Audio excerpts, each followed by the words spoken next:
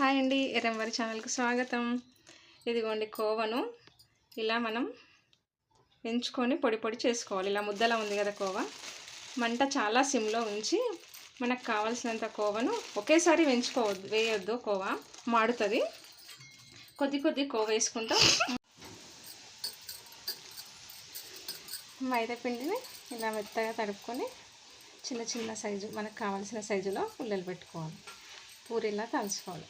ఇది మైదా పిండి అండి, గోధుమ పిండి అయితే కాదు. కోవ గరిజలకు మైదా పిండి చాలా బాగుంటుంది.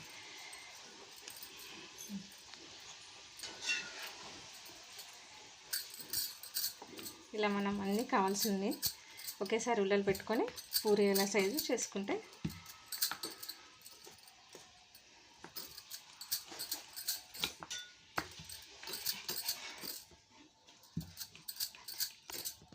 ఇలా కోవనైతే వెంచి చక్కెర పౌడర్ చేసి ఇందులో కలిపి ఇలా పౌడర్లా చేసుకోవాలి.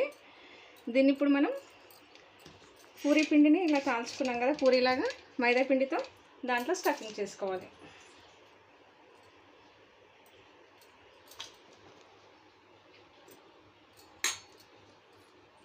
ఇప్పుడు ఒక కాటన్ సాయంతో కొన్ని వాటర్ ఇలా అద్దుకొని, మీ దగ్గర కాటన్ ఉంటే కాటను, లేదంటే కాటన్ క్లాత్ అయినా పర్లేదండి, ఇలా వాటర్ ఇలా అద్దుకోవాలి.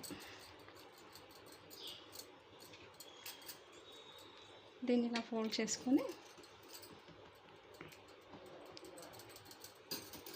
ఇలా గర్జలు కట్ చేసేది ఉంటుంది గిరక, దీంతో ఇలా మనం కట్ చేసుకోవాలి. చేతితో మలిచే వాళ్ళు మలుచుకోవచ్చు, మలవడం రాని వాళ్ళు ఇలా కట్ చేసుకోవచ్చు.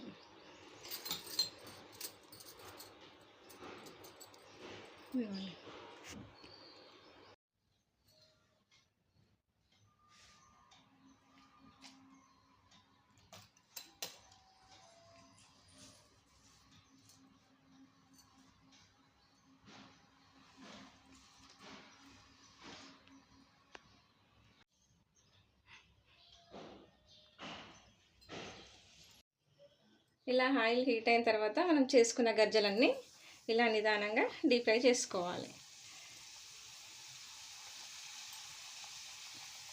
మనకు కావాల్సిన గజ్జలు మనకు కావాల్సిన సైజులో చేసుకొని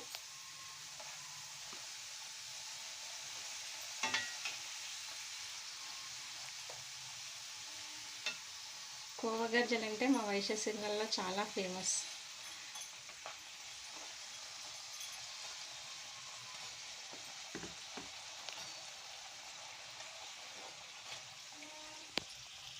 ఇదిగోండి కోవ గరిజలు ఇలా డీప్ ఫ్రై చేసుకుని రెడీ అయిపోయింది. మీలో ఎంతమందికి ఇష్టం కోవ గరిజలు? మరిన్ని నా వీడియోలు చూడాలంటే నా ఛానల్ సబ్స్క్రైబ్ చేసుకోండి. నా వీడియో కనుక నచ్చితే లైక్ చేయడం మాత్రం మర్చిపోకండి. ఎంతో టేస్టీ కోవ గరిజలు రెడీ.